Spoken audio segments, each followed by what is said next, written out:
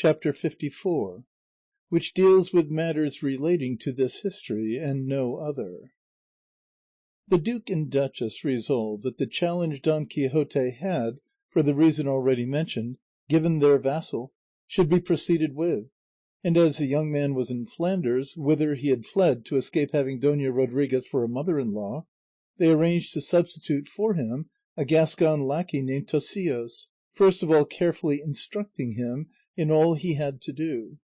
2 days later the duke told Don Quixote that in 4 days from that time his opponent would present himself on the field of battle armed as a knight, and would maintain that the damsel lied by half a beard, nay, a whole beard, if she affirmed that he had given her a promise of marriage. Don Quixote was greatly pleased at the news, and promised himself to do wonders in the lists, and reckoned it rare good fortune that an opportunity should have offered for letting his noble hosts see what the might of his strong arm was capable of. And so in high spirits and satisfaction he awaited the expiration of the 4 days, which measured by his impatience seemed spinning themselves out into 400 ages. Let us leave them to pass as we do other things, and go and bear Sancho company, as mounted on Dapple, half glad, half sad, he paced along on his road to join his master, in whose society he was happier than in being governor of all the islands in the world. Well then, it so happened that before he had gone a great way from the island of his government, and whether it was island, city, town, or village that he governed, he never troubled himself to inquire, he saw coming along the road he was travelling 6 pilgrims with staves, foreigners of that sort that beg for alms singing, who as they drew near arranged themselves in a line, and lifting up their voices all together, began to sing in their own language something that Sancho could not, with the exception of one word, which sounded plainly alms, from which he gathered that it was alms they asked for in their song. And being, as Cide Hamete says, remarkably charitable, he took out of his alforjas the half loaf and half cheese he had been provided with, and gave them to them, explaining to them by signs that he had nothing else to give them. They received them very gladly, but exclaimed, "Geld, geld!" "I don't understand what you want of me, good people," said Sancho. On this one of them took a purse out of his bosom, and showed it to Sancho, by which he comprehended they were asking for money, and putting his thumb to his throat, and spreading his hands upwards, he gave them to understand that he had not the sign of a coin about him, and urging Dapple forward he broke through them. But as he was passing, one of them who had been examining him very closely rushed towards him, and flinging his arms round him exclaimed in a loud voice and good Spanish, "God bless me! What's this I see? Is it possible that I hold in my arms my dear friend, my good neighbour Sancho Panza? Well, there's no doubt about it, for I'm not asleep, nor am I drunk just now." Sancho was surprised to hear himself called by his name, and find himself embraced by a foreign pilgrim, and after regarding him steadily without speaking, he was still unable to recognize him. But the pilgrim, perceiving his perplexity, cried, "What? And is it possible, Sancho Panza, that thou dost not know thy neighbour Ricote, the Morisco shopkeeper of thy village?"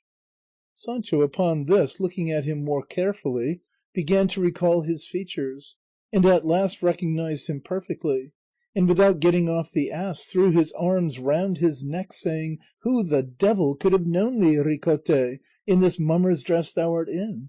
Tell me, who has Frenchified thee, and how dost thou dare to return to Spain, where if they catch thee and recognize thee, it will go hard enough with thee?"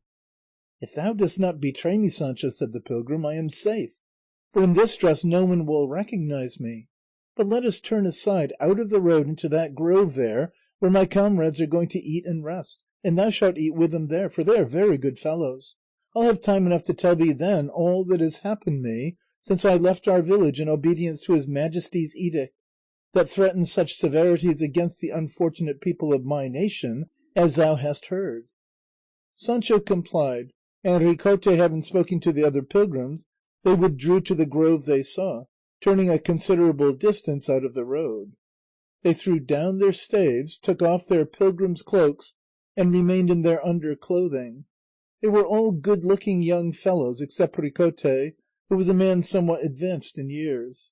They carried alforjas all of them, and all apparently well filled, at least with things provocative of thirst, such as would summon it from 2 leagues off.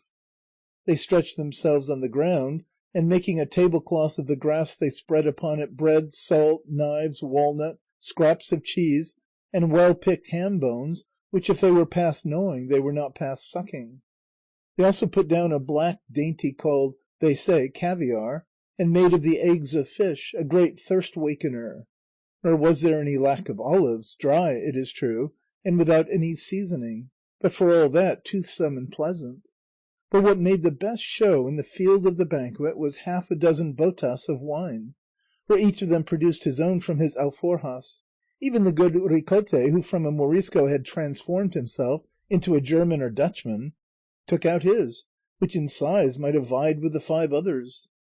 They then began to eat with very great relish and very leisurely, making the most of each morsel, very small ones of everything. They took up on the point of the knife, and then all at the same moment raised their arms and botas aloft, the mouths placed in their mouths, and all eyes fixed on heaven, just as if they were taking aim at it. And in this attitude they remained ever so long, wagging their heads from side to side, as if in acknowledgment of the pleasure they were enjoying, while they decanted the bowels of the bottles into their own stomachs. Sancho beheld all, and nothing gave him pain, so far from that, acting on the proverb he knew so well, when thou art at Rome, do as thou seest, he asked Ricote for his bota, and took aim like the rest of them, and with not less enjoyment. 4 times did the botas bear being uplifted, but the 5th it was all in vain, for they were drier and more sapless than a rush by that time, which made the jollity that had been kept up so far begin to flag. Every now and then some one of them would grasp Sancho's right hand in his own, saying, "Espagnoli y Tudeschi, tutto uno, bon compagno," and Sancho would answer, "Bon compagno, giuradi," and then go off into a fit of laughter that lasted an hour, without a thought for the moment of anything that had befallen him in his government. For cares have very little sway over us while we are eating and drinking. At length, the wine having come to an end with them, drowsiness began to come over them, and they dropped asleep on their very table and tablecloth. Ricote and Sancho alone remained awake, for they had eaten more and drunk less, and Ricote drawing Sancho aside, they seated themselves at the foot of a beech, leaving the pilgrims buried in sweet sleep.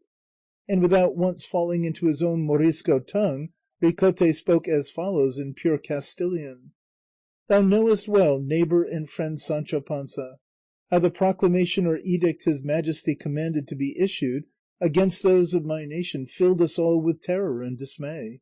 Me at least it did, insomuch that I think before the time granted us for quitting Spain was out, the full force of the penalty had already fallen upon me and upon my children.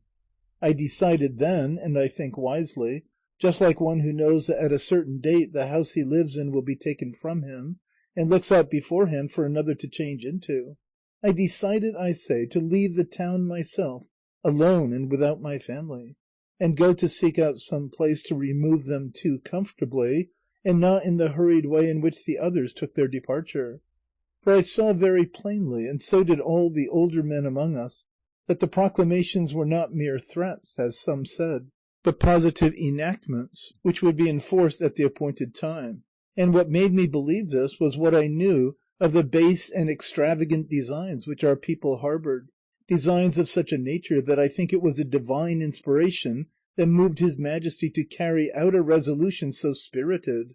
Not that we were all guilty, for some there were true and steadfast Christians, but they were so few that they could make no head against those who were not, and it was not prudent to cherish a viper in the bosom by having enemies in the house.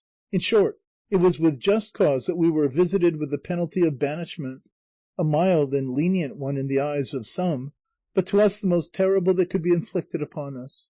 Wherever we are, we weep for Spain, for after all we were born there, and it is our natural fatherland. Nowhere do we find the reception our unhappy condition needs, and in Barbary and all the parts of Africa where we counted upon being received, succoured, and welcomed, it is there they insult and ill-treat us most. We knew not our good fortune until we lost it, and such is the longing we almost all of us have to return to Spain, that most of those who like myself know the language, and there are many who do, come back to it and leave their wives and children forsaken yonder, so great is their love for it. And now I know by experience the meaning of the saying, sweet is the love of one's country. I left our village, as I said, and went to France, but though they gave us a kind reception there, I was anxious to see all I could. I crossed into Italy and reached Germany, and there it seemed to me we might live with more freedom, as the inhabitants do not pay any attention to trifling points. Every one lives as he likes, for in most parts they enjoy liberty of conscience. I took a house in a town near Augsburg, and then joined these pilgrims, who are in the habit of coming to Spain in great numbers every year to visit the shrines there, which they look upon as their Indies and a sure and certain source of gain.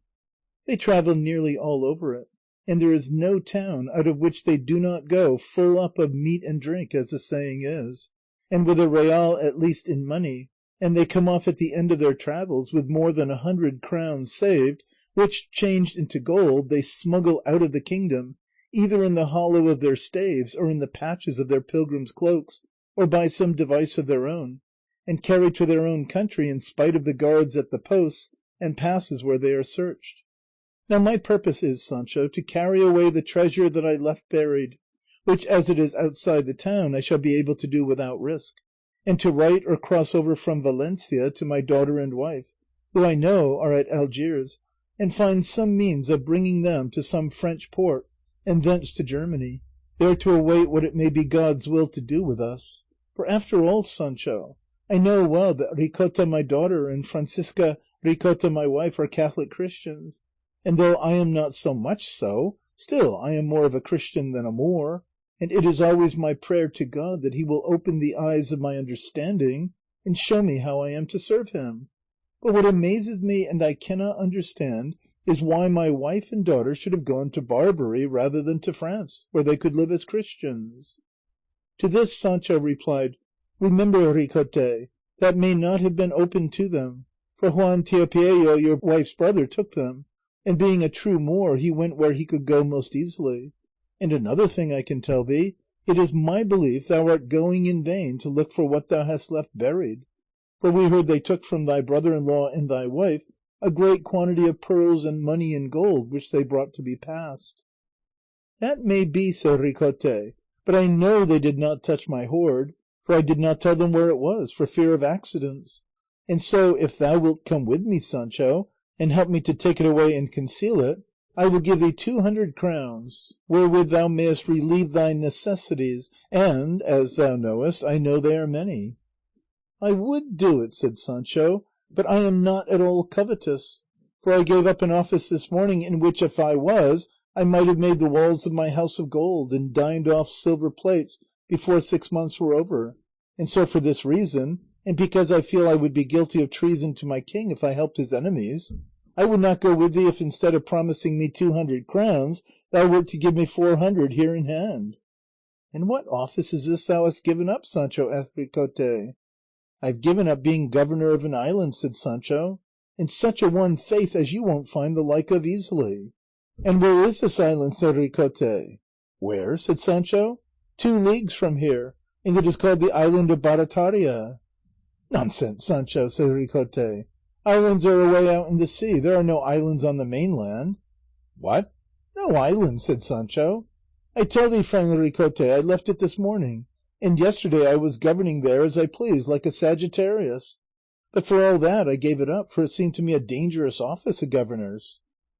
And what hast thou gained by the government? Asked Ricote.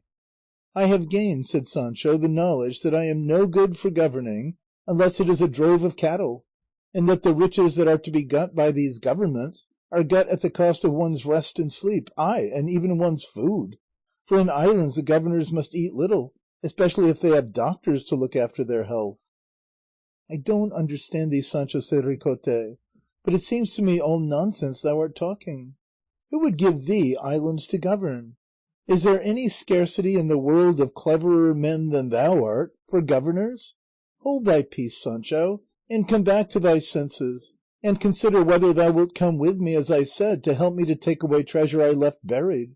for indeed it may be called a treasure, it is so large. And I will give thee wherewithal to keep thee, as I told thee. And I have told thee already, Ricote, that I will not, said Sancho. Let it content thee that by me thou shalt not be betrayed, and go thy way in God's name, and let me go mine. For I know that well-gotten gain may be lost, but ill-gotten gain is lost, itself and its owner likewise. I will not press thee, Sancho, said Ricote, but tell me, wert thou in our village when my wife and daughter and brother-in-law left it? I was so, said Sancho, and I can tell thee thy daughter left it looking so lovely that all the village turned out to see her, and everybody said she was the fairest creature in the world. She wept as she went, and embraced all her friends and acquaintances, and those who came out to see her, and she begged them all to commend her to God and Our Lady as mother, and this in such a touching way that it made me weep myself, though I'm not much given to tears commonly, and faith, many a one would have liked to hide her or go out and carry her off on the road, but the fear of going against the king's command kept them back. The one who showed himself most moved was Don Pedro Gregorio, the rich young heir thou knowest of, and they say he was deep in love with her. And since she left he has not been seen in our village again, and we all suspect he has gone after her to steal her away, but so far nothing has been heard of it. I always had a suspicion that gentleman had a passion for my daughter, said Ricote, but as I felt sure of my Ricote's virtue, it gave me no uneasiness to know that he loved her, for thou must have heard it said, Sancho, that the Morisco women seldom or never engage in amours with the old Christians, and my daughter, who I fancy thought more of being a Christian than of love-making, would not trouble herself about the attentions of this heir. God grant it, said Sancho, for it would be a bad business for both of them. But now let me be off, friend Ricote, for I want to reach where my master Don Quixote is tonight. God be with thee, brother Sancho, said Ricote. My comrades are beginning to stir, and it is time, too, for us to continue our journey. And then they both embraced, and Sancho mounted Dapple, and Ricote leant upon his staff, and so they parted.